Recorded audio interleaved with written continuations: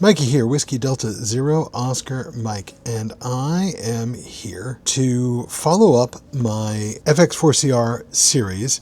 I've been asked to show how the update process works when you're using the command line instead of using the GUI, the STMicro Cube Programmer, which can sometimes be difficult to download because of oddities with their website.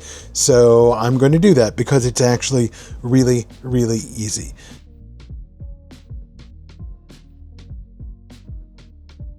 So I've already got the command queued up here. Don't worry about what any of this means. This is basically just what you need to do.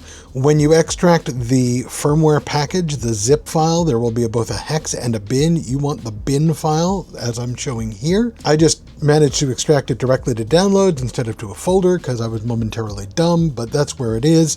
And then once again, as usual, to put the radio into programming mode, you hold down F and power, and then you keep holding power while you run the command. The command will take a moment to complete. Make sure you are holding power the entire time. If you let go of power, it will in fact stop.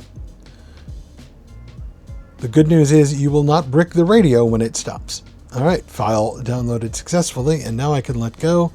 And now if I power on, we come back, and if I open up the menu, we see the new firmware version is there. That simple, that complicated. I hope that was helpful to you. You have a fantastic day. Whiskey Delta Zero Oscar Mike is clear.